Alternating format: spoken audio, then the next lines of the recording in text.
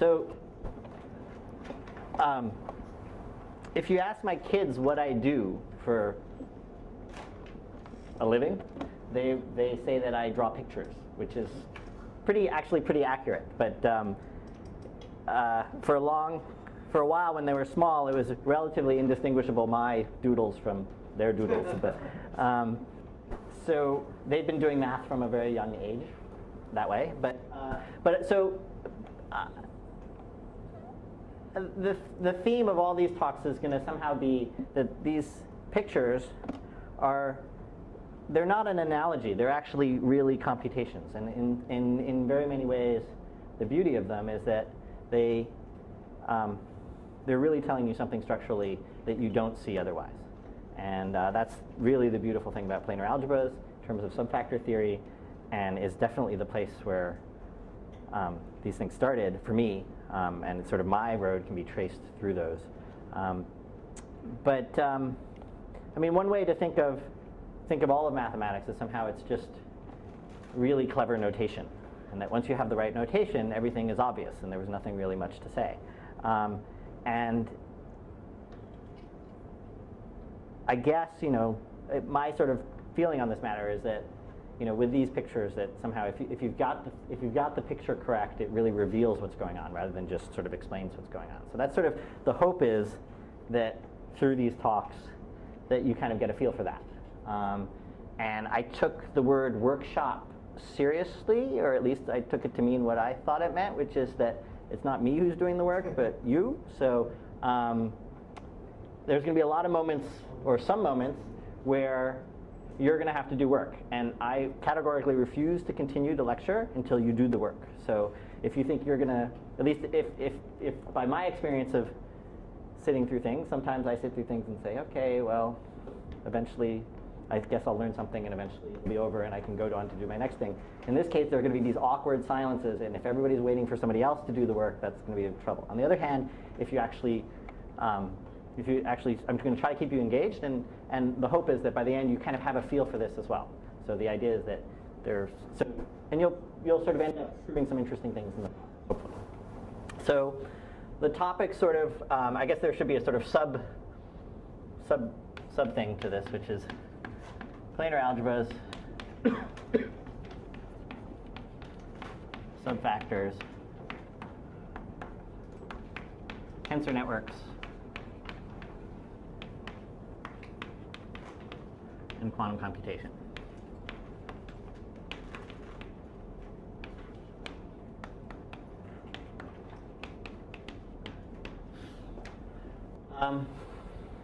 And so somehow, right, these are planar algebras and tensor networks are sort of the two visual things in this thing, and planar algebras apply to subfactors, and tensor networks we'll see applies to quantum computation. And I'm not going to make, on this side of things, since you guys are here for a subfactor and planar algebras workshop, I'm going to assume very little knowledge about this. So we'll don't be intimidated in any sense. And so I'm actually going to start out by talking about tensor networks, because they're sort of, in some ways, they're very concrete, and we can sort of work with them right away and sort of get it in things. And then from there, this is over the course of 5 days, I guess. From there, we'll sort of jump from tensor networks to planar algebras and their connection with subfactors. We're going to sort of work in that world for a while. In particular, we're going to sort of learn about some examples of some planar algebras that are sort of related, or actually basically come from something called the exchange relation planar algebras. So we're going to kind of sort of work through examples to get a better feel for these things. And then we're going to move on to quantum computation, where I'll sort of explain to you what the setup is and how to think of quantum computation. So just briefly, quantum computation is, if you had a computer based on quantum mechanics, what can you do with it, is essentially the topic. And so it sort of sits at the intersection of computer science and mathematics and physics. And so we'll sort of enter into the world of quantum computation through kind of the lens of tensor networks, and we'll kind of meander around there. So we'll just sort of walk around there a little bit and see where these things come out. I'll point out a few things here and there. So that's the plan. So let's start with tensor networks. That's where we're going to start. So how many people have a version? If I say tensor networks or tensors, somebody, a version in your mind, raise your hand if you have sort of, that's at all something that you might have heard in some form or another. Okay. I've got either a very shy or a very impressionable audience for me to sort of go.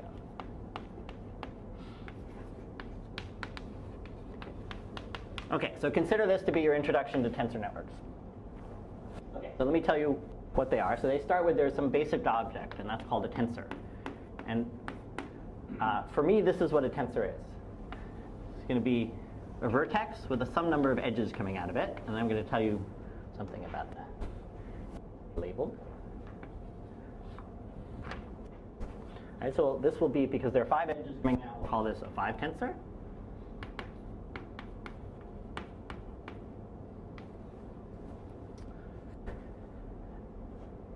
And let me tell you how it is. So each of the edges of this tensor can be labeled. Okay? And so each edge can be labeled.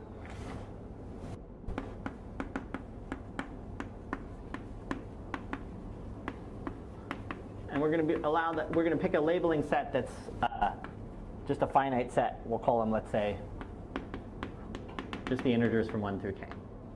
So we're going to allow every edge to be labeled by some number from 1 to k. And when all the edges are labeled,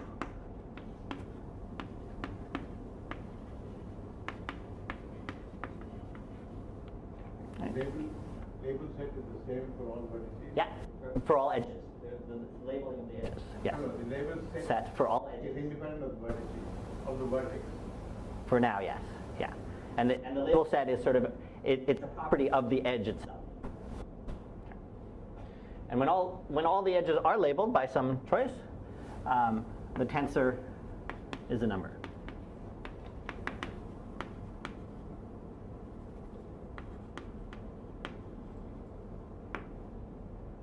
So, for instance, if it's 2, 1, 3, 2, 4, let's say, we could, once all the edges are labeled, this m with the edges labeled represents a number. And let's just so that you have something to think about, let's just have it be 2.7, for instance. You can have same number for each. What's that? Same name for 2 edges, sir. 2, you know. Yes, so you can label, every edge can be labeled by you. So so you mean these two are labeled by the same thing? That's fine. So each edge can be labeled by 1 through k, and they can have repetition if they want. You can repeat. Okay, so one way to think of this, right, is once I have this, so how many numbers does m represent then, right? So there's k labels of this, k labels of this, k labels of that, k labels of that, right? So this is just an array of numbers, right, with k to the 5th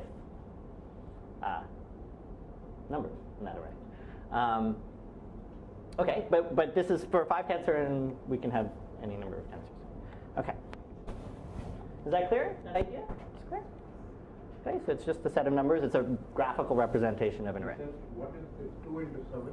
Oh, I was just saying, if you've labeled all the edges, then it represents a number. So in this particular example, m, when the edges are labeled like that, I'm setting to be 2.7. Okay? It could be that. It could be anything, right? It could be anything. I was just trying to give an example. So but the point is that m, like this, is an array, but once you label all of them, it actually represents a number.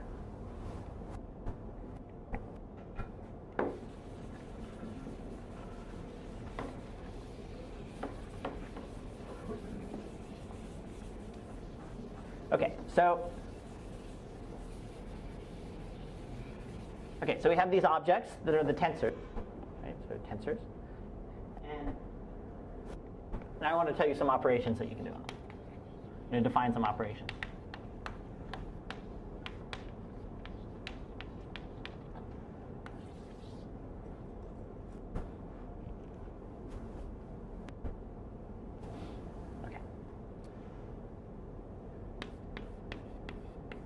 So the first is going to be a product. Okay. So now I'm going to start with two tensors. I'm going to tell you how to make. Is that a question or okay? Let's start with m as it was before, and then I'm going to have another tensor n. Okay. And I'm going to represent a product of these two tensors. This picture is going to be the product of those two tensors. And what it's going to be is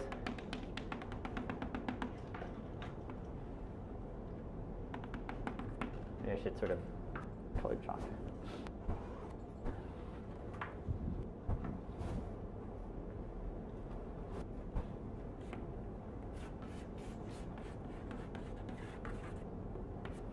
Okay, so if you look from afar, right, and you imagine that you shrunk the pink area down to a single point, you'd have 1, 2, 3, 4, 5, 6, 7, 8 edges coming out of it. So you think of this as a big node. So this is going to be, is that what we came up with? 5 plus 3 is 8, yeah. Okay. So this is going to be an 8 tensor. Okay. So I should think of it, right, as just a single dot with 8 things coming out. See if I can put them approximately in the same spot.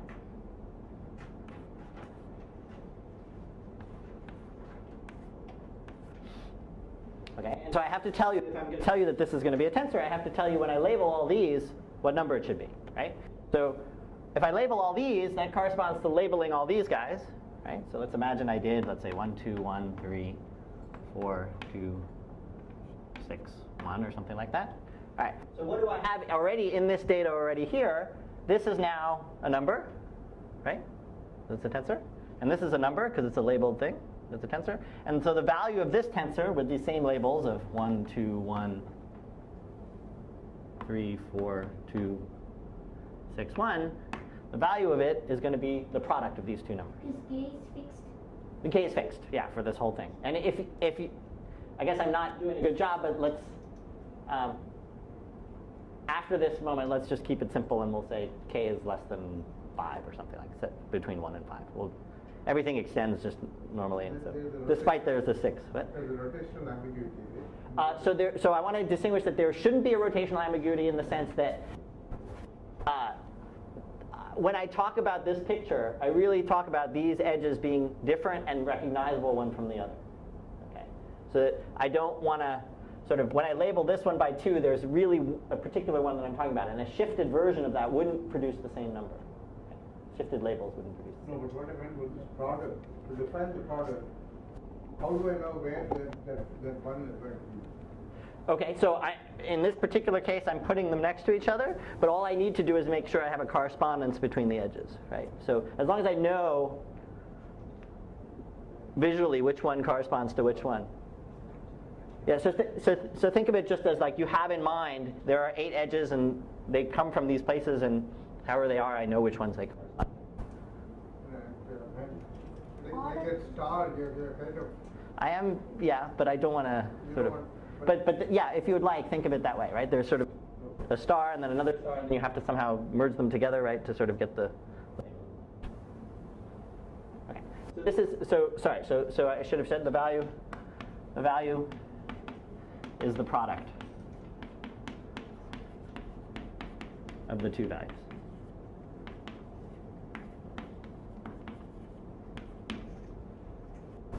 Okay, is that, if there's something not clear now, you better stop me now, okay? Because it's only going to... Is it order preserving, sir? I'm sorry? The order. My picture was order preserving in the sense that this corresponded to this edge. Is that what you mean? And this, yeah. So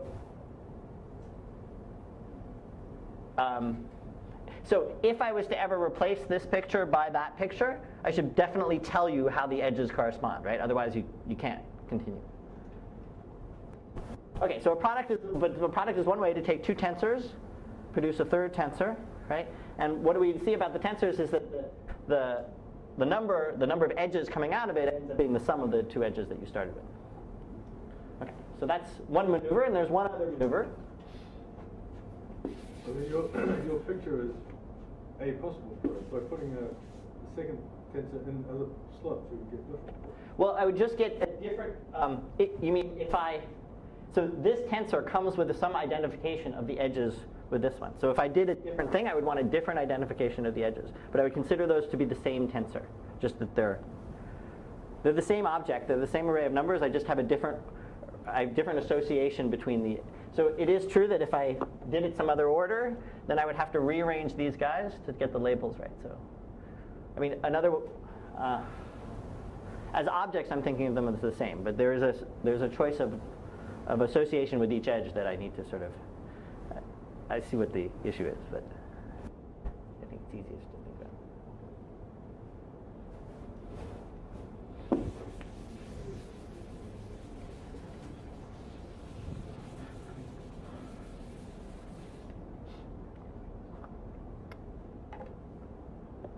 Okay, so the second operation I want to talk about is contraction. This is another way of taking two tensors and producing another one. And in this case, I'm going to start again with m, which looks like this.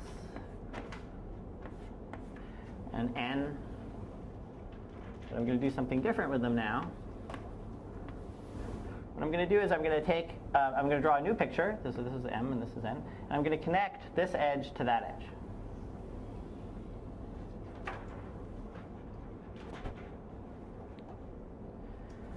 Okay, so now I want to again draw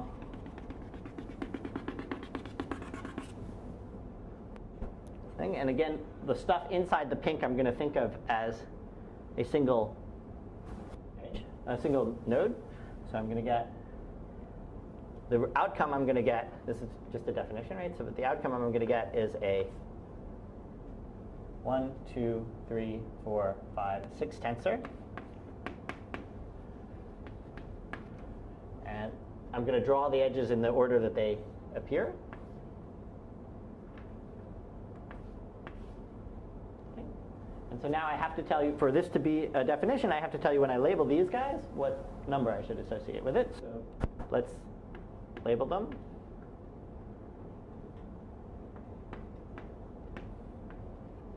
That corresponds to, once I have an association between the three edges, and the association I was trying to draw was this one. So now if I look at the two pictures here, this M has 4 of its edges labeled, but not the 5th. Right? And this N has 2 of its labeled, but not the one that I joined together. Right? So there's this internal edge that's not joined. And what I'm going to do is I'm going to say, okay, for any, what I'm going to end up doing is summing over all the possible labelings here. So I'm going to label it by an I. So any choice of label I get a number out of this guy. I get a number out of this guy, right?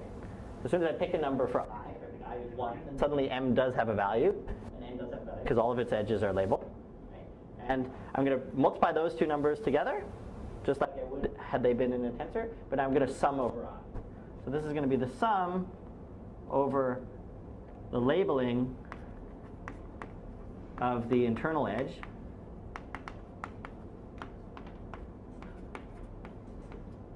right, of the product of value of m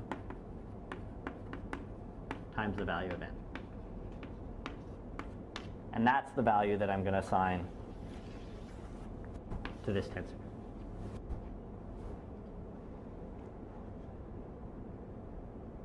So just sort of structurally, does that make sense to you? So if I put a 1 here, then this comes out to be a number, this comes out to be a number, I multiply those two numbers together. Keep that on the side. Now I put a 2 here, I do the same thing, multiply those two together. 3, then I add all those things together. And that's what I do. Okay, so, all right. So far you're saying, okay, I can follow this, but why, Yeah. Is there a planarity restriction? No, no planarity restriction. So, okay, so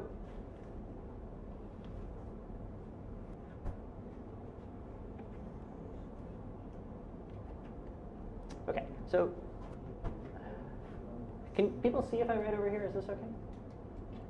So so far tensors are these pictures, right? And I've also said, well, you can think of them as an array of numbers, right?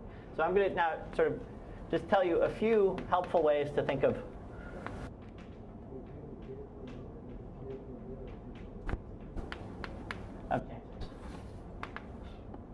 So we'll still stick with our favorite. Actually, no, we'll now go to one that's slightly smaller.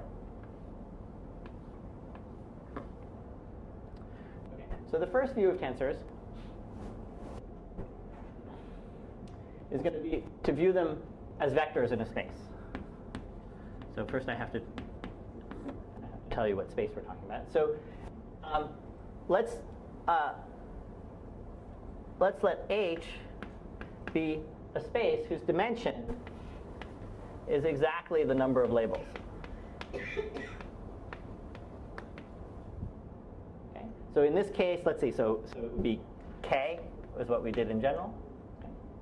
Okay. So H is just going to be the finite dimensional space. Okay, things. And let's think of it as having a basis, E1, a fixed basis, E1 3K. Orthonormal basis. Okay, so let's sort of hold on to that separately. We just have a k-dimensional space with some standard basis on it. Okay. So now I want to identify, so I'm going to identify this tensor n as a vector, where as a vector in H 3 times. So H tensor, H tensor, H. Okay, and this 3, and we'll see in a second. So, okay, so let me tell you how it is. Well, I'm going to identify each H with one copy of the edges. Let's say this one with this copy, this one with this copy, this one with this copy. Okay. And now the vector that I'm going to associate with n is going to be the sum over, expressed in terms of this basis, EI tensor EJ tensor EK. But some other thing, K is fixed. Oh, sure. Good. Thank you. L. Okay. And these are, they look like sums with their tensors. Okay. And what am I going to put here? I'm going to put the value of n. Somebody should have guessed by now, right? When this guy is labeled by I, this guy is labeled by J, and this guy is labeled by K. K. Oh, L. Thanks. Sorry, can you read that? Okay, so if I label this by I, J, and K, a number pops out. That's going to be the coefficient in front of the EI tensor, EJ tensor, EK location. Okay, so pretty simple. So I've got this array of numbers. I've got, on the other hand, I've got a basis for H tensor, H tensor. Notation? N, this, N of this picture. So this, actually I shouldn't have done N of this picture. I can just put, let me try erasing and trying to write somewhat neatly. So if I actually put the tensor in there with the edges labeled, this is n, labeled by I, J, and L, so it's a number in the direction of this vector, this basis element. Is that okay, Sundar? So there's something or other factorial ways of doing that. You could choose to identify that. Yeah, so I've picked, so yes, exactly. So with this identification, which I just did, right? So given an, okay, so yeah, it's not as, I can identify it with many different vectors. Okay? Once I have assigned, but I'm going to have a sort of standard, some way of assigning to each copy of H one of the edges. And once I've done that, right, then this becomes some unique vector given by this process. Yeah. So I could have, instead of identifying this guy with H, I could have identified a different one with H. Does that make sense? Or not really? Yeah, no? So again, here's what I do, right? For each edge, I associate a copy of H, and I think of n as a vector in H tensor, H tensor, H. And how do I think of it that way? Is if I pick a basis element, EI tensor, EJ tensor, EL, I imagine that to be the coefficient with that to be, if I've labeled the edge that I've associated with this copy of h, I, the edge that I've associated with this copy of h, j, and the other one of this, k.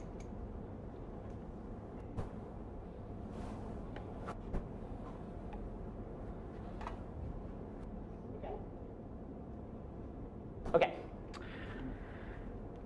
So that's a view of a tensor as a vector, or as there are many choices of ways of thinking of it as vectors, depending on how I set up the connection between the edges and the copies of h. But I can also think of it as a host of different linear maps. That's what I want to describe next. I can also think about it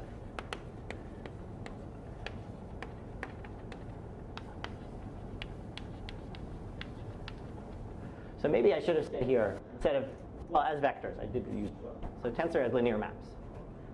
So let me give you an example of a linear map for the same tensor n. Okay. So I'm going to think of it as a linear map from one copy of h to the tensor product of two copies of h.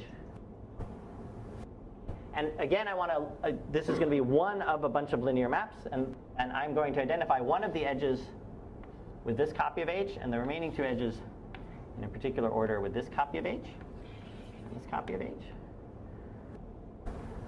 Okay. And so now I need to describe a linear map, and the way I'm going to describe a linear map is I'm going to define it on a basis, on the standard basis. And I'm going to say that n of ei, okay, so think about what this is going to be, right? What it's going to be, well, okay. If this is an EI, the idea is that I think of this edge as labeled by I. Okay. Once this edge is labeled by I, there are two remaining edges free, right? So this is a 2 tensor, right? Once I've labeled this by I, there are two free edges. It's a 2 tensor. We can think of that as a vector, right, in H tensor H. And that's what we're going to map it to, okay? So it's going to be the sum over EJ tensor EL. Okay. And what am I going to put as a coefficient? I'm going to put n labeled. The second edge is going to be labeled by j, the third edge by L, and the first edge by I. Okay. The linear map this way or the other way? I'm sorry? What you have written is the linear map H to H tensor H, or? The linear map is H. It takes EI, a basis for H, to something in H tensor H. Okay. N is with N on the left hand side. Yeah. So if I want to, so I'm using the same notation because it's sort of, I'm trying to explicitly think of it as a linear map. Okay. So some things to tell you, right? So I could have thought of it as a map from this copy. So I'm thinking of it as a map from this copy to this tensor that, right? But I could have thought of it as from this copy to them in reverse, or I could have thought of it as this copy to these ones. So there are a whole host of them. And it's not only just H to H tensor H, right? I could have done H tensor H to H, right? I could have started with these two and gone to that one, and et cetera. And for that matter, I could have started with H tensor H and mapped it into the complex numbers, which is the normal array kind of thing. Or I could have started with just mapping the identity to, I could have gone from the complex numbers to H tensor H, which is actually just that identification. There. It maps the identity to the vector that I thought of. Okay, so the idea is that this same array of information, right, can be viewed in all these different ways, right? And the presentation here is that the pictorial way is going to be a lot nicer, cleaner, easier, a useful way to think about things rather than always translating them into these things. Okay, are there any questions at this point? Because you're about to have to do some work.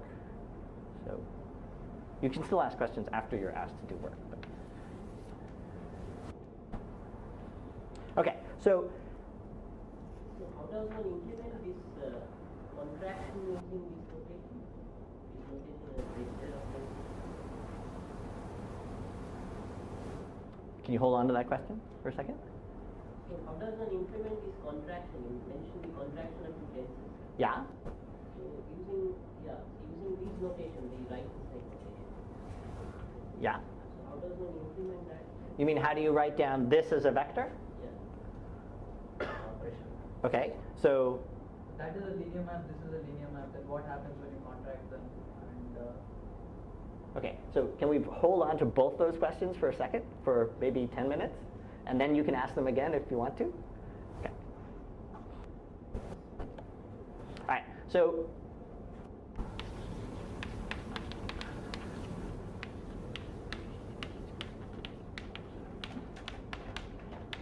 all right. So this notation is only sort of helpful and useful if you can feel it a little bit. So here's your first question.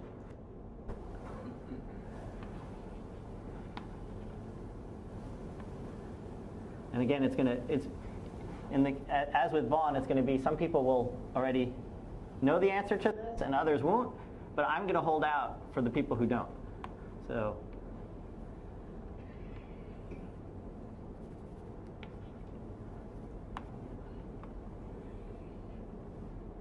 okay, so I've written down two pictures here.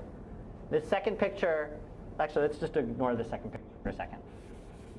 Let's just start with the first one. So this picture,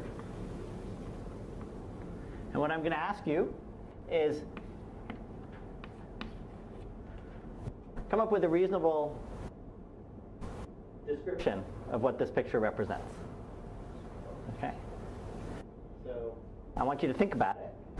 You can talk to your friends or your acquaintances or whoever's next door to you. But what I would like is some sort of, if these pictures are going to be meaningful for something, then one of the things that we want to be able to do is encode natural things that we do. So the first question is, I'm giving you a hint, this is something natural that you might do, so why don't you think about what it is. Point with no attachment? What's that? Just a dot with no attachment. No, this is, so in the end, right, this was what is this picture represents? It represented two tensors, tensors, that were then contracted together, right? There was this action of contraction, which was joining the edge. So that's what we just did. We just did two tensors, and we contracted them. So that's now a zero tensor, which will be a scalar, right?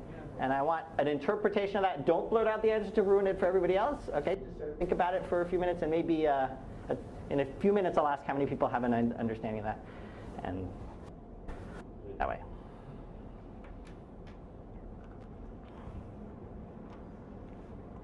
So if you don't know where to start, just start by this definition, right?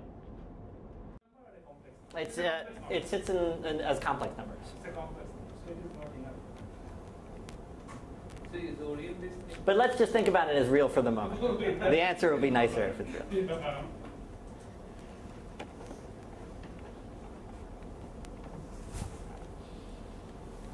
Is there any orientation involved here? Maybe with complex numbers, you orient the axis. Yeah, that's what.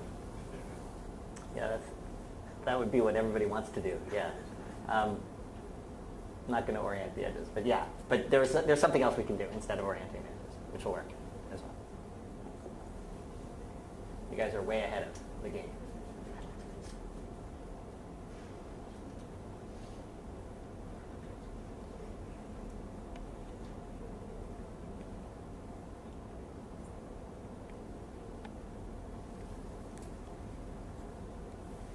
How many people feel like they have some version of an answer? Raise your hand, please. That's not enough. We can't go on. So if you see somebody near you raising your hand, start talking to them. I need 50% of people raising their hands. So.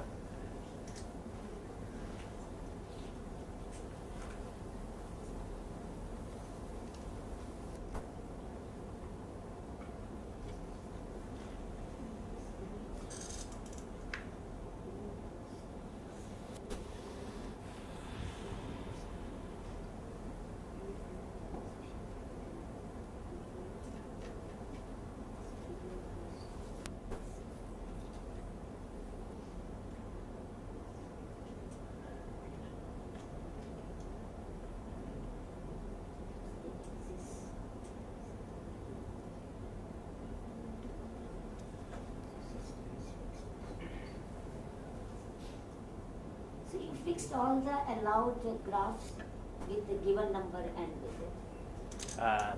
Say that again? But on the right hand side, when you sum, that means you already have a set of such graphs fixed for you. In this, Yes. so in this case, let's see. So this was the linear map associated with this tensor, right? And so I'm not sure I understood your question. You take all sorts of graphs, or you have a fixed set of such graphs. You fix the graph. You fix, and this is the graph. It's just a 3-valent vertex, right? Then summation is over what? Here over label JNL. Sorry. Yeah, so that you can find a graph with the JL occurring in that graph. So that means you have a set of. The graph is the Y graph, the trivalent graph. It was probably a bad idea to use little n as a tensor label. Something like capital R would have been a better solution. Is that?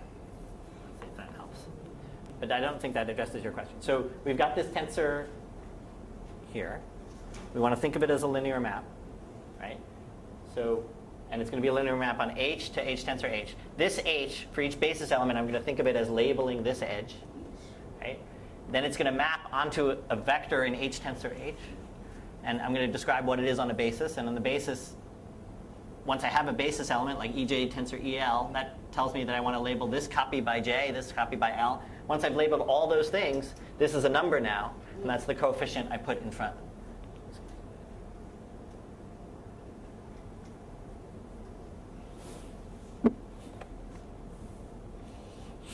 All right, so how about this question again? Raise your hand now if you feel like you have something. All right, we're not quite at 50%, but all right, I can see I'm. You know those psychological experiments where they had a very cruel thing to do, where the audience, when the person walked to this side of the room, would just completely stop paying attention, and they would sort of just start chatting amongst themselves, and then when they went over to this side of the room, they would sort of be very, very alert, and then you'd sort of very quickly you train the person to sort of be sitting in the corner lecturing from way over here. So I feel like you're going to bend me to the point where I'm going to give up and just tell you the answer right before I've even started. But for the moment, I'm going to hold out a little bit, at least somewhat. So somebody want to say what they think it is? Which version do you want? Just one point with no attachments. No edges. Yeah, so it's going to be a number. What is that number associated with what we started with? Evaluating a vector against a function. You think of M as a vector and N as a functional. Okay, how about something simpler? It's like a dot product. Thank you. Yeah, like a dot product. So let's just write down what this is, right? So there was M, right, which sat out like this. And there was N that sat out like that. And let's consider them both as vectors, right? So this was the vector summation. Let's just, is this okay? Mi times in the direction of EI? So Mi is M with this labeled.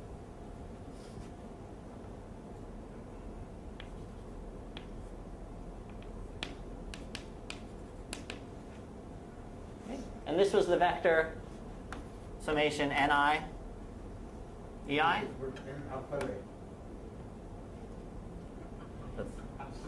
Don't make it worse than it already is.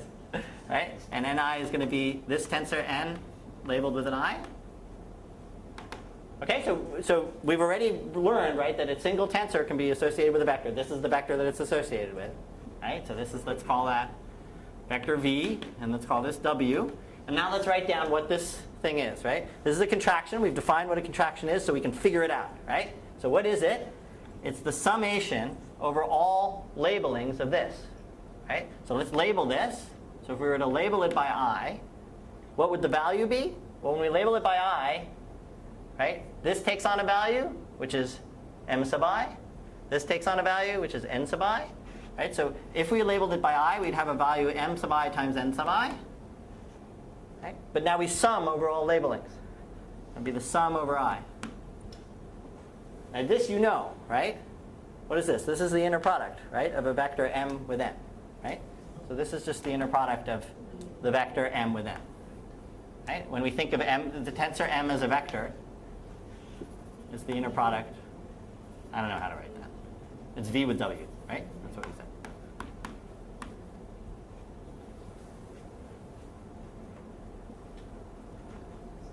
Yeah?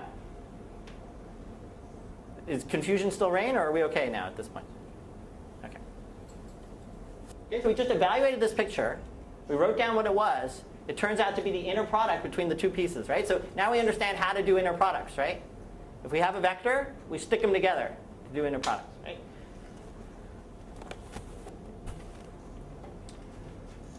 Okay, so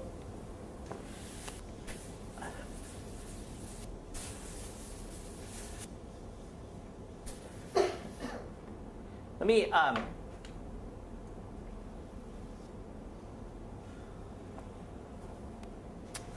back up for a second longer to say something that was sort of I could have done a different definition of this, but there was sort of implicit by this, but I didn't. It's not quite implicit. So let me just come back to a different picture. Okay. Suppose we had a picture like this, right? So I've told you what to do if there's one edge that's connecting the two, right? But I haven't really told you what to do with two edges. But I'm imagining that you can guess what to do, right? Which is that, first of all, what kind of tensor will this eventually be? How many edges, free edges, will there be on it? 1, 2, 3, 4, 5, 6, right? So it'd be a 6 tensor, right? And what's the value of the 6 tensor? Well, if I label all the outside edges, right, I'm going to have to sum over all possible labelings, but now not of one edge, but of two edges. Right? So I write down all possible labelings of the inside edges. Right? So that'll be a sum of not k things, but k squared things. Okay, but you get the picture. Yeah, does that make sense to you? All right. So if I then said to you, what's the value? How should I interpret this picture? For instance, do you now have a quick answer? Well, so you'd say, okay, this picture looks a little bit like that picture, right? Maybe I should have used different letters so you don't get confused. D and E. Okay? So, well, this picture looks like that picture in the sense that there are no free edges left, right? And, well, before it was an inner product, so, hey, probably it's an inner product, right? So what is it going to be an inner product of? There got to be two vectors floating around, right, that it's going to be an inner product of. So let's just think of it as, let's make a cut here, right? So D, we can think of as a vector on H tensor H. Right? E can be thought of, and if I identify them in the same order, H tensor H. And if I do that, and I do this, right, then this represents the inner product of D and E when I think of D and E as vectors in that order. Okay? Is that all right? Okay. So here's my next question.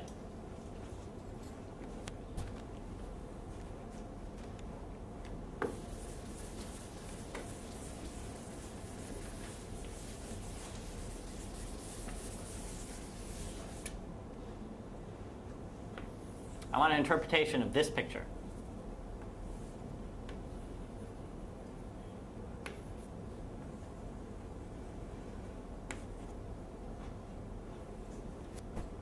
Okay. So if you don't know where to start on this, let's just write down. All you have to do is write, this is some sort of contraction of two tensors. So the place to start would be to write down the expression and then try to understand, is this expression something that you've seen before in some version or another?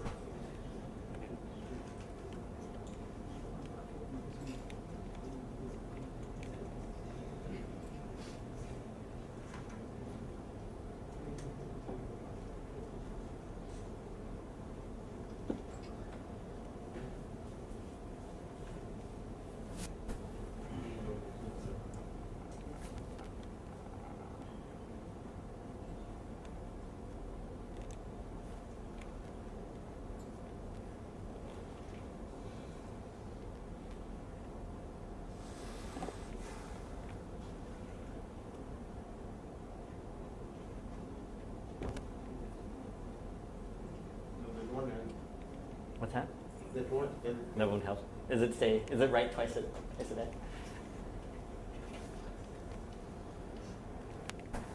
You want to follow? I have one. I just had it on stopwatch. What is it? 12? Well, straight to. And we started at 11:30.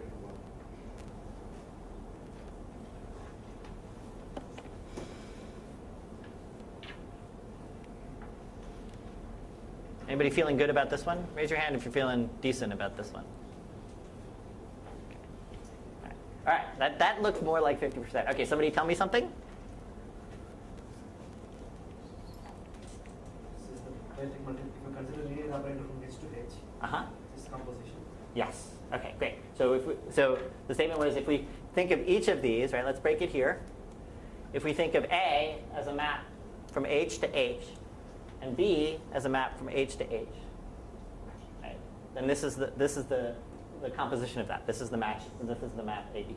So another way to say that, right, is if we think of A as a match from H to H, that's just like a matrix, right, a regular matrix. And this is another regular matrix. This is matrix multiplication.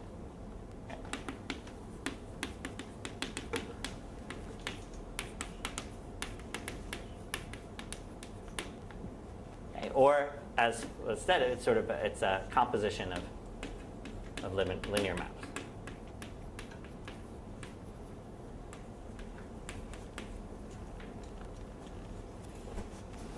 Okay. Good. And if I drew a picture like this, let's say,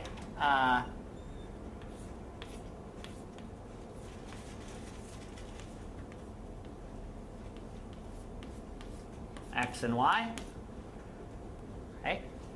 We can think of that as a composition of linear maps, but in this case also we could also think of it as matrix multiplication, right?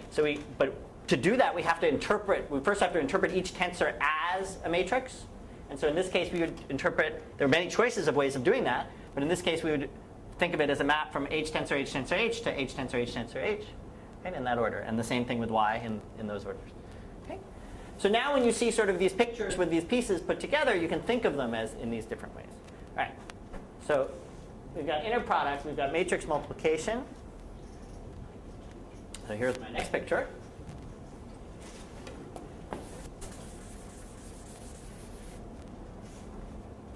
What about this one?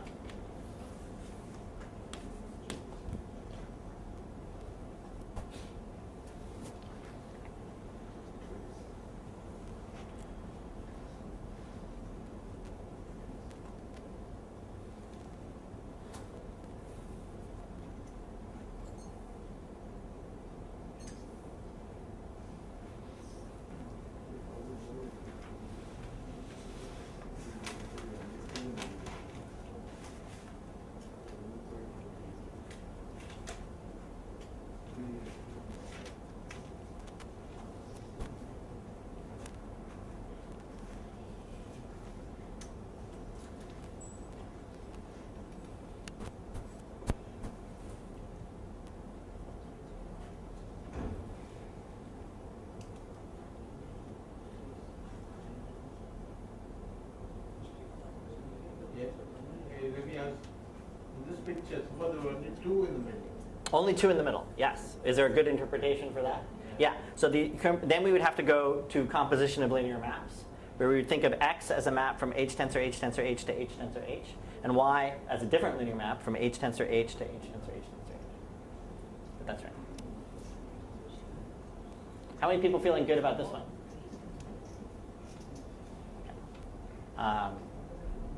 Somebody? Sundar. One was talking about this one.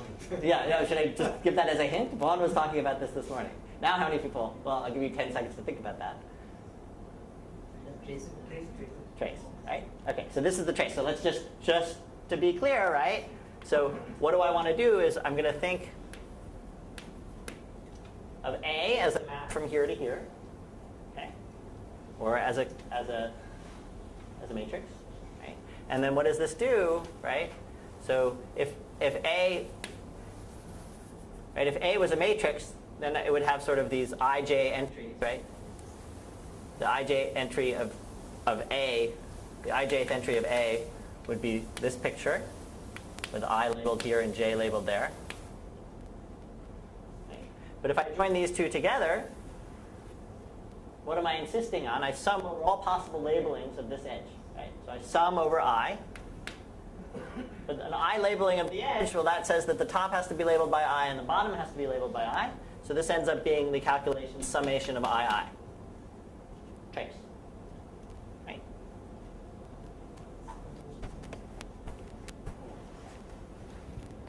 Great. Okay. So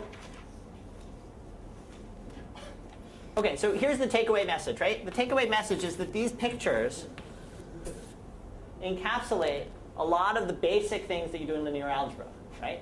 As pictures. Okay? And they seem to have flexibility that you otherwise would have to be much more scripted about saying in terms of thinking of them as linear maps and things like that. And I guess one final thing would be, which sort of came up earlier, right, is maybe it would be useful, right, in some way, to, if this is a map from H to H, right, so it's a linear map, that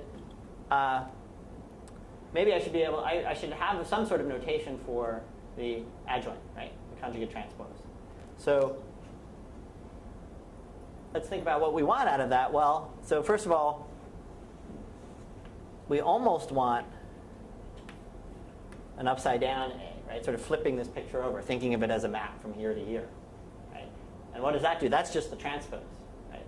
But then we'd need to do something else to it, right? Which is we'd want the conjugate transpose. So let's just introduce the notation that A bar, whoops, well, actually, I should do it this way. Well, all right, in this case, I should do it this way. A bar, right, is just, I'm going to take every one of those constants, and I'm going to conjugate it. So all the constants get conjugated. And then in this case, I'm kind of doing something tricky, which is that I'm associating, right, by turning this upside down, right, I'm sort of associating this edge with, in terms of A, I was associating these two edges together. Right? But the point is that from A, I can get the adjoint by doing this process, right? I sort of reverse I reverse which edge I think is one and which edge I think is the other, and I take the okay, so the major big point is that this encapsulates a lot of what's going on in linear algebra. It makes a lot of calculations transparent. And as your next exercise,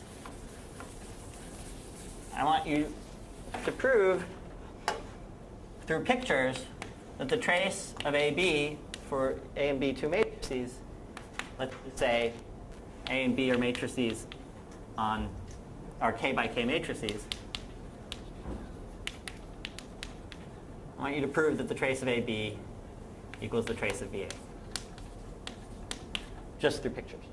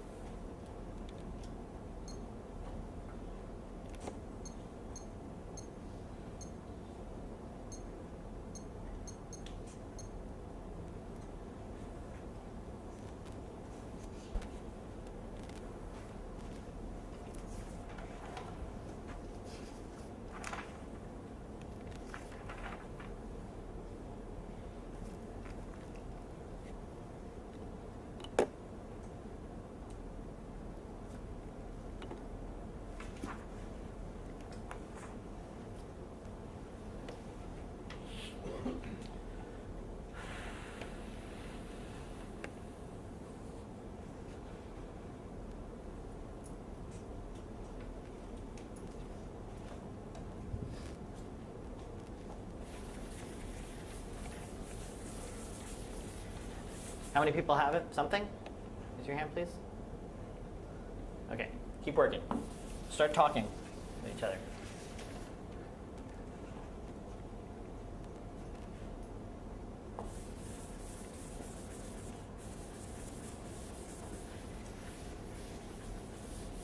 So the first thing to do, if you're really, really stuck, right, the first thing to do is write down the picture for trace of AB.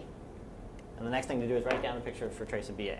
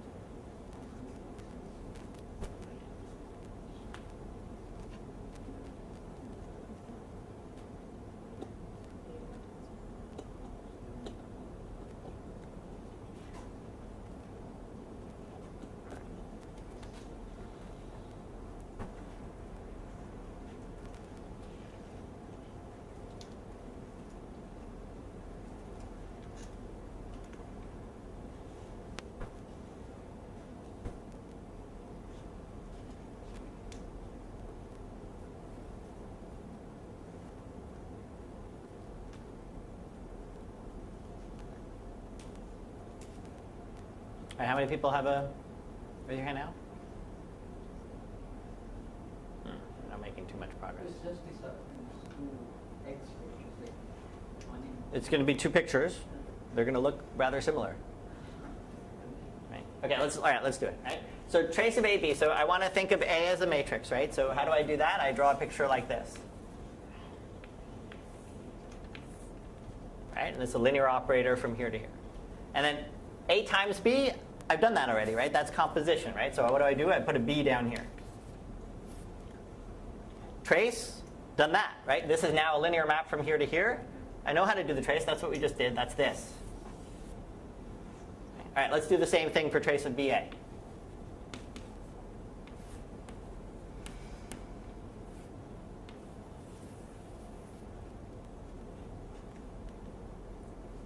Okay. Well, they're not quite the same, but on the other hand, did it matter that I put B here? Let's just bring it down to the bottom, right? That doesn't change anything. This contraction wasn't based on where geometrically I put things, right? All right, well, let's keep going. Let's bring it over to here on the side. Let's keep going, traveling up, right? So travel up to here and come back around. And I've got B over here. And that's that picture. Okay, so, right, we didn't need to do it this way, right? But this should be starting to give you a sense that, hey, there's something going on here that's actually helpful, right? Because these pictures, there's something about drawing this down that makes certain things very, very clear without having to do it. And I don't really need to have noted that it was A, B, or BA. I mean, it could have been anywhere on the picture, and I sort of know what's going on. Okay, so that's the end to the sort of getting the feel for things. So let me tell you, I still haven't really said what tensor networks are. And so first, let me say that, right, which I sort of alluded to already, and you can sort of see, but I can have diagrams that do all kinds of things, right? I have pictures like this, let's say, and I want to stress that these pictures do not need to be planar, which is something that in subfactors comes out as something that is an important restriction when you're dealing with subfactors. But this could be this.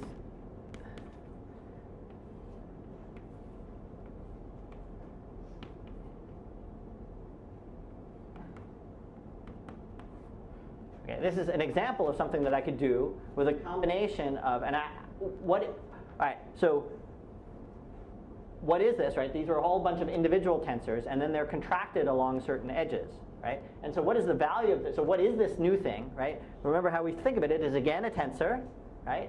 The number of free edges in this case is 1, 2, 3, 4, so it's going to be a tensor on 4 things. If I label these 4 edges, I should get out a number. What number do I get out is I sum over all internal labels. So in this case, I have to label, all internal labels means labeling each of these edges. But once I've labeled each of these edges, every individual one is labeled all the way around. So it's a number. I product up all those numbers, and then I sum that up. And so it's a sum over all internal edges of the product of the value of the tensors.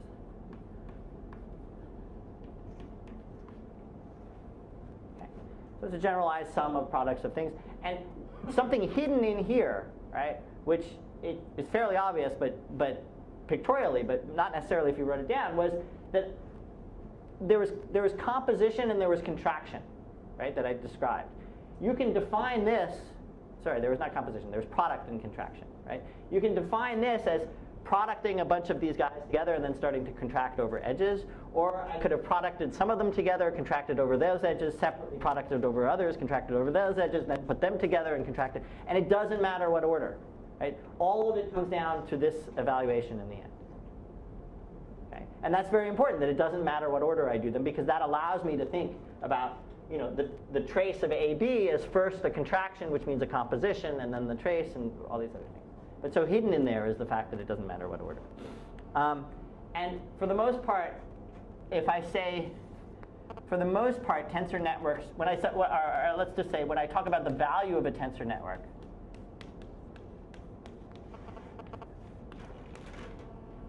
and I may be a little bit, but mostly when I talk about the value of a tensor network, what I'll be talking about, so this is an example of a tensor network. But when I say the value of a tensor network, I'll be specializing to tensor networks with no free edges. Okay, so it's going to be no free edges, right? Which is the same as to say that the outcome is going to be a zero tensor. And a zero tensor is a complex number. So the value, when I say the value of tensor network, sort of implicit in there was that the tensor network we were talking about didn't have any free edges. Or if you'd like, just whenever, from now on, whenever you hear tensor networks and I don't talk about free edges, specifically free edges, there'll be none, and so it's going to be a number. Okay, so tensor networks themselves encode a lot of interesting things. You can sort of imagine they're geometric, somewhat. You know, they can be sort of written down. Certainly, there should be all these graph theoretical things that tensor networks can do interesting things with. And so here's your next exercise, or two of them. So I want you to design a tensor network.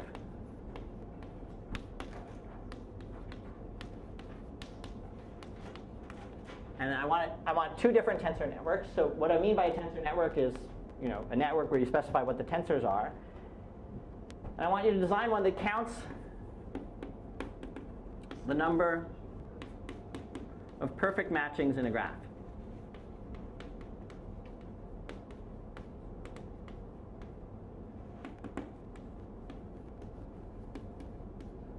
Okay, so the data that you're given is some sort of graph.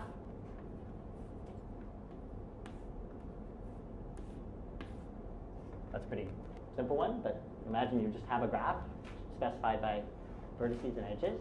Okay, and what a perfect matchings is you pairwise match them up in a way so that essentially it's a choice of edges on the graph so that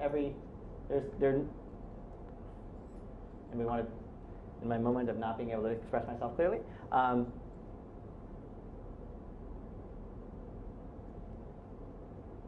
Vertices are paired up, and the edge that joins them is an edge that's actually given in the graph. Okay, so for instance, one perfect matching would be this is connected to this, and this is connected to that. That would be one perfect matching. Right? Another one would be this and that. Right? So these two connected and these two connected. Right? But this, you can't make a perfect matching out of these two and these two because there's no edge connecting these two. So the number of perfect matchings on this, I think, out of a possible, let's see, so there's one, and then the crossed one, two. Is there a third one?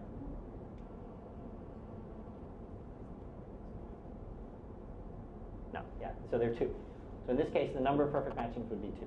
Okay. So what I want you to do is design a tensor network based on the graph whose value of the tensor network is exactly the number of perfect matchings. And then for those of you who blister through that example, I want you to define a tensor network that counts the number of three colorings in a graph. Colorings in a, let's say, in a map, in a picture. So what I mean is you've got some set of countries,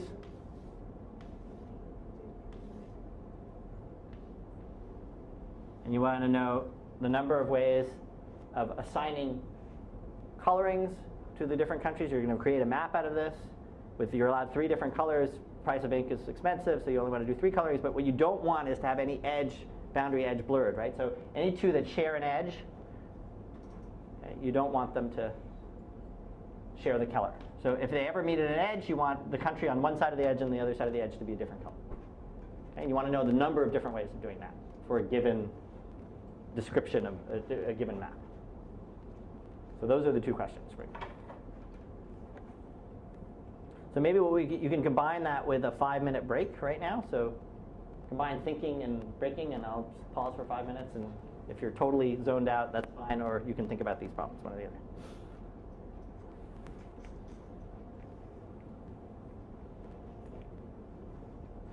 I encourage you to talk to each other, because it's more fun when you do.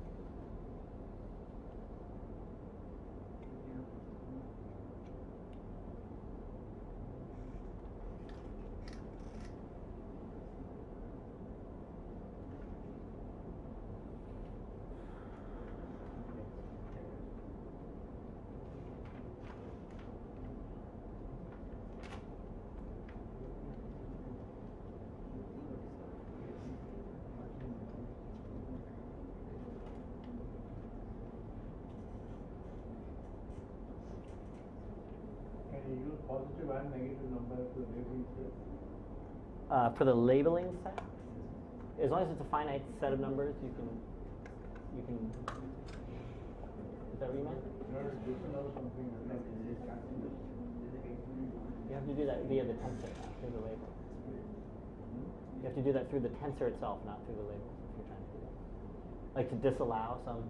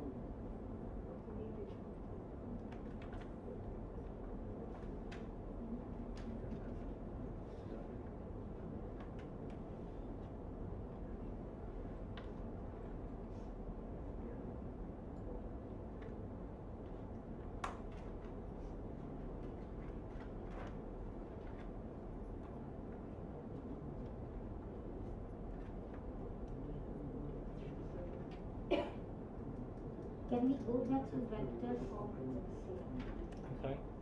That is h is c raised to number of labels, and even into ek is a basis for that. And then vectors are, Elements of. this is n of yijl, ei tensor ej. So where is the vector line? Oh, let me see which. I've forgotten the example I used. H is c raised to, that's Yeah, number of labels, right, so- that means h is c raised to k, k is fixed. Sorry, that should have been the. Yeah, no, that's right. Yeah, so k is fixed, right? And then we have h tensor, h tensor, h, Right. and v is given by this format. Yeah. So where is it lying now? This is ei. So ei is ei, j, and k are each basis so of this is each. lying h tensor, h tensor, h, Yes. and this is the number. So my question here is the same. After you have assigned tensors have assigned numbers. Right. So all sorts of numbers are assigned to them. Right. So a And single tensor has k. In this case, k cubed numbers Yes. assigned to it. Okay. Right. So all sorts of numbers are assigned to them. Right. You do not fix any subset of that. No. No. Oh, No. I see. So that so is totally free. it's totally free to be any set of array of numbers at all. But once I fix a set of array, that's what I'm calling n. Okay. Some fixed. Okay. Thank you. How are we doing? Anybody have a answer to the first? Would anybody like to think about it some more? Or should we? Why don't you give us to tomorrow? You want to give it to it for you tomorrow? Or maybe should I? Should we? All right. How about we'll do a compromise, which is we'll start to talk about the first one, and let's go through the first one and then give the second one for tomorrow or something like that. That's good. So that way. Well, I don't know. Will people work on it between today and tomorrow? Or not tomorrow? Wednesday. You've got 48 hours, which is just time enough to forget everything. So, okay. So let's figure out. Let's just go through this a little bit slowly, right? So first of all, here's a pretty good question. Right, I can give a hint, let's say, which is you had to make a decision, right, among other things, about how many labels to put, right? And what's that? 2. 2. 2. Okay, so 2 labelings. And what do you think? So what do you think those labelings are going to suggest? So if I have, so first of all, I should say that the tensor, the graph of the network is going to be the same as the graph of the graph. Okay, so that's the first thing, right? So we've got a graph here. Let's just keep using this one. I'm going to reveal the following information, which is that the actual tensor networks is going to be represented on the same graph. So there are just going to be these 4 tensors. And Vaughan suggested, perhaps because he has inside information or insight, that there should be 2 labels. So let's call them, let's say, instead of 1 and 2, let's call them 0 and 1, for reasons that will be revealed in a minute. Okay? And we want to assign meaning to 0 and 1. Right? So if an edge is labeled by a 0, what do you think that should mean?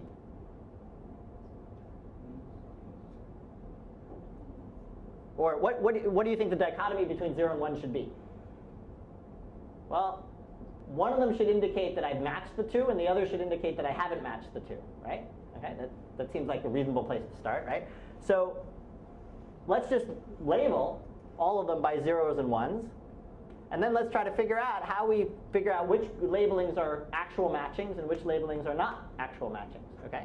So here I've got an example where I labeled the edges these. So 0, remember, means you imagine that there's no edge there, right? And 1 means that there is an edge there. Is this a perfect matching? So we have to remember that for all the non-combinatorics, we have to remember what perfect matching means. Right? So here's what we've got left once we remove all the zeros. Perfect matching, remember, there are 4 nodes, right? Perfect matching means they're sets in pairs. Are these in pairs? Connected in pairs? No, they're not, right? Okay, why aren't they? Show me something that tells me that they're not in pairs. There's an empty vertex, right? There's an empty vertex. This vertex isn't in a matching, right? That's bad. That won't count for a perfect matching. So what does that mean is that I should have a tensor, right, that returns a value. If this tensor returned a value of 0 when it was isolated like that, that would make the whole labeling count for 0, right? Once one tensor is 0, the whole labeling will be 0, and so it won't be counted as a good one, right? So so what's the rule here that we would, in an effort to isolate them? What's the rule that we would want out of a tensor, right? We would want the value to be 0 if what? All the labels were 0, right? Because if all the labels were 0 around it, right, that would mean that it's an isolated vertex, hasn't been matched with anybody, right? So it couldn't be, the whole thing couldn't be a possible matching, right? Okay. Is there another place you could point to for that particular labeling, for which you could also say, hey, this is not a perfect matching? So suppose you didn't see this. Is there another spot that you can tell locally it's violated? This one, right? Why, if I just know this information right here, that there are 2 edges going into this vertex, this can't be a perfect matching, right? Because perfect matching means they're matched in pairs, right? Meanwhile, this person is sort of ambiguous about who he's matched to. Right? So what's the condition here? The condition here is if you're connected to more than one thing, right, then we should also not count that. And the way to not count that is to let this tensor be 0, right? So in this case, we want it to be 0 if there are at least 2 1 labels, right? 2 labels equaling 1. Right? Now otherwise, okay, so that's what we got out of this particular choice of labeling. But now but maybe that was enough for us to sort of figure out this whole thing. So let's ask the question. If I have a set of labels so that every vertex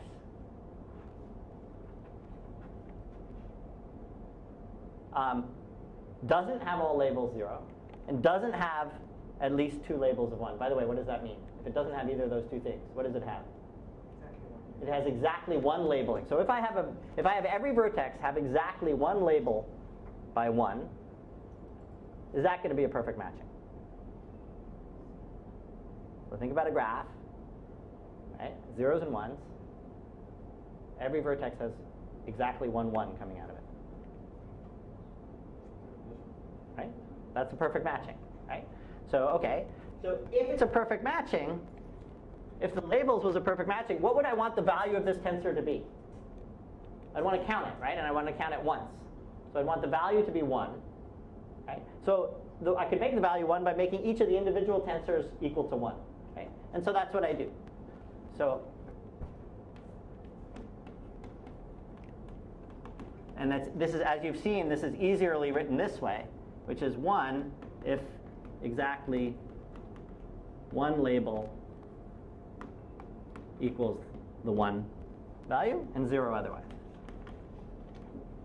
Okay, so I can define a set of tensors, right, with this property, right, which is when I label them, they're 1 only if exactly one of the things is labeled by 1, and they're 0 otherwise, right?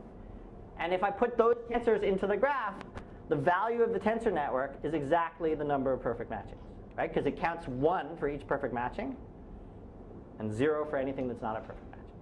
Okay, so that's that example, and I think I will follow Sundar's advice and leave the second one for you to think about. So the first thing, to take a look at the pieces that we put into this place here, right, was that one thing that went on was I can use the tensor to define local rules, right? That's what I did here. Right? The tensor sort of said, here's a local rule on labels. If they satisfy that local rule, I'll make sure the value of the tensor is locally 1, and that will make and if everything satisfies locally is 1, then the thing globally will be 1. And if it violates the rule anywhere locally, I'll set it to be 0, and that'll wipe out the whole thing. Okay, so if you want to now attack the second problem, right, the first thing you want to do is say, hey, look, how can I make 3 coloring a local problem, right? How can I make whether or not something is 3 coloring a set of local tests? As soon as you figured out how to make it a set of local tests, now you have to just define a graph where your local tests are the vertices around the edges. So that's as much of a hint as I can sort of give you without ruining all the fun for you. Okay? So again, does anybody need an explanation for this a little bit better? But it's a planar map, right? I give you a map, and 3 coloring is I want to color, you think of these as countries, I want to color the countries in a way so that none of the edges are blurred, right? So I don't want to have colored this red and this red because then I won't be able to see the boundary between that. But there are 3 colors, and I want to count the number of ways of 3 colors. Okay. That's that. We'll stop here. Also, some non-triviality you can't have something like pizza. Oh, right. Thank you. Sorry. Yeah. Is that true? No, you can't have a pizza, can't you? Huh? Oh no, right. You don't want more than 2 countries meeting at a vertex. Yeah.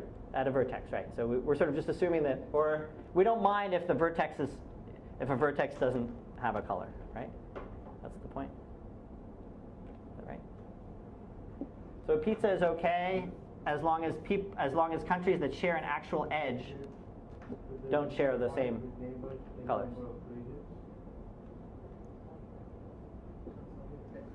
Neighbor means edge, right? Yeah, a neighbor means an edge rather than sharing just a vertex.